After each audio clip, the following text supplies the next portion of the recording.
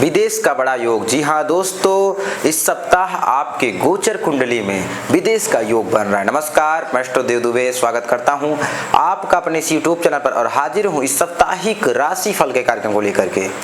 तो ये दर्शकों, हम जानेंगे कि कौन से वह ग्रह हैं जो इस सप्ताह आपको लाभ दिलाने वाले हैं, अर्थात लाभदायक सिद्ध होने वाले। कौन से वह ग्रह हैं जो बेहद हानिकारक सिद्ध होने वाले हैं, अर्थात हानि पहुंचाने वाले हैं। तो राशिफल का ये कार्यक्रम प्रारंभ करने से पहले मैं आपको बता दूं, आपकी कुंडली में जो राशि है, चंद्र राशि, जन्म राशि, राशिफल का कार्यक्रम उस पर आधारित है। यदि आपको अपनी जन्म राशि, चंद्र राशि नहीं पता है तो आप इसको अपने प्रचलित नाम राशि के आधार पर भी देख सकते हैं। तो चलिए राशिफल का ये कार्यक्रम प्रारंभ करते हैं और जान लेते हैं क्या है ग्रह स्थितियां। जैसा कि देख रहे हैं, फर्स्ट हाउस में कन्या राशि जो कि नीच राशि है, शुक्र ट्रांजिट कर रहे हैं, गोचर कर रहे हैं। वहीं चंद्रमा धनु राशि में, गुरु की राशि है जो कि चतुर्थ हाउस में, चतुर्थ भाव में ट्रांजिट कर रहे हैं। पूरे सप्ताह 3 राशियों में ट्रांजिट करने वाले धनु, मकर और कुंभ।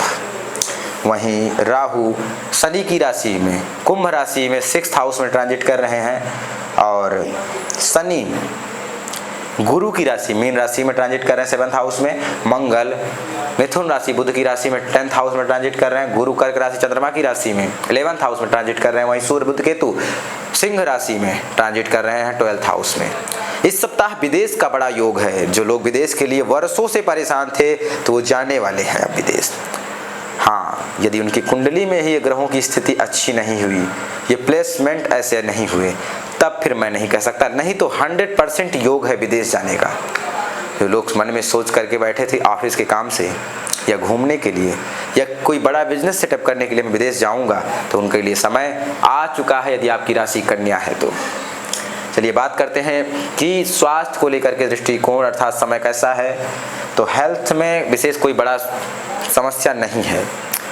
स्वास्थ्य अगर पहले से खराब था तो ठीक होने की, लेकिन सप्ताह के 2.5 दिनों में, लास्ट 2.5 दिनों में आपको मानसिक चिंता होगी, मन परेशान हो जाएगा, मन बेचैन रहेगा, आप समझ नहीं पाएंगे फिर भी मन परेशान है। क्योंकि चंद्रमा यहाँ से ट्रांजिट करते हुए जब यहाँ पर आएंगे श्रापित योग का निर्माण करेंगे, अर्थात उन 2.5 दिनों में आपके कार्य बनते बनते बनते बनते रुक जाएंगे, शत्रु आप पर हावी होने लगेंगे। उससे पहले जो आपके दिन हैं वो 3.5 दिन 4 दिन वो आपके लिए अच्छे हैं। उसमें आपको विशेष कोई बड़ी समस्या नहीं है। उसमें आपके शत्रु आपसे पराजित होंगे। शत्रु हंता योग राहु, त्रिखट एकादश राहु, सर्व पाप विनाशनम, अर्थात 3, 6 और 11 में राहु अच्छे माने जाते हैं। शत्रु हंता योग का निर्माण कर देते हैं, शत्रुओं की हानि कर देते हैं, शत्रु पराजित होते हैं, रोग से मुक्ति दिलाते हैं। अगर कोई कर्ज था तो समाप्त होने वाला है। इस सप्ताह आपके कर्ज कम होते हुए दिखाई देंगे, ऐसी स्थिति बन रही है। वहीं लग्न में शुक्र नीच के हैं तो लग्जरी की कमी आपको देखने को मिलेगी, अर्थात शुक्र नीच के, शुक्र लग्जरी के कारक है। भूमि, वाहन, जितने भी सुंदर वस्तुएं हैं, चाहे गर्लफ्रेंड हो या कोई गाड़ी सुंदर, तो उन चीज़ों में आपको कमी देखने को महसूस होगी। ब्रेकअप हो गया है तो रिलेशनशिप में आए तो रिलेशनशिप में आपकी नहीं बन रही। बात करते हैं कैरियर की, तो मंगल बैठे हुए हैं मिथुन राशि के 10th हाउस में, तो ऐसी स्थिति में मंगल वहां पर दिग्बली हो जाते हैं। जमीन से जुड़ा हुआ जितना भी कारोबार है बढ़ने वाला है। कैरियर में आपको सफलता मिलने वाली है। कैरियर अच्छा है, बिजनेस अच्छा है, जमीन से जुड़ा हुआ कारोबार, कृषि से जुड़ा हुआ कारोबार, इंजीनियरिंग या IT सेक्टर से जुड़ा हुआ जितना भी आपका काम है वो चलने वाला है, बढ़ने वाला है, उसमें आपको लाभ मिलने वाला है। तो आप, और राहु की जो 5वीं दृष्टि है मंगल पर पड़ रही है तो इसे परिवर्तन, अंगारक योग भी कहते हैं। तो अंगारक योग क्या करता है? परिवर्तन, आकस्मिक अपने कोई कार्य में आप परिवर्तन करने वाले हैं, चाहे वो कैरियर चाहे वो बिजनेस। सावधानी से परिवर्तन करिए। कभी कभी राहु भ्रम दे करके ऐसा कोई परिवर्तन करा देते हैं जिससे आपको बैठ करके सोचना पड़ता है। आप सोच रहे थे अच्छी खासी नौकरी कर रहा था, बिना वजह बिजनेस में आ गया, लॉस शुरू। तो ऐसी स्थिति में अपने कुंडली को देख करके या विचार करवा करके उसके बाद ही निर्णय लेना है। बात करते हैं जॉब की, तो जॉब लगने वाली है, कोई विशेष बड़ी समस्या नहीं है, जॉब लग जाएगी। जॉब में प्रमोशन, जॉब के ट्रांसफर के भी योग दिखाई दे रहे हैं। हाँ, बचना है। लग्न में शुक्र, आपको लग्जरी के थॉट अर्थात आएंगे मन में, लेकिन वो मिलेगा नहीं। और वहीं शनि तीसरी दृष्टि से भाग्य भाव को जो देखे तो भाग्य में चेष्टा बल तो दिए लेकिन वहां पर भाग्य में कमी, तो भाग्य के दम पे कोई भी निर्णय मत लीजिएगा, नहीं तो उसमें असफलता हाथ लगने वाली है। बात करते हैं लव लाइफ की, तो मैंने आपको पहले ही बताया कि शुक्र नीच के हो चुके हैं, गर्लफ्रेंड बॉयफ्रेंड में झगड़े इत्यादि होंगे। ब्रेकअप तो नहीं कह सकते लेकिन मतभेद रहेगा इस सप्ताह, अनबन रहेगी, गुस्सा रहेगी, बिना बात की ही आपकी गर्लफ्रेंड आप बॉयफ्रेंड आपके से गुस्सा है, कोई बात नहीं है फिर भी गुस्सा है, इसलिए सावधान रहें, इन बातों का ध्यान रखें।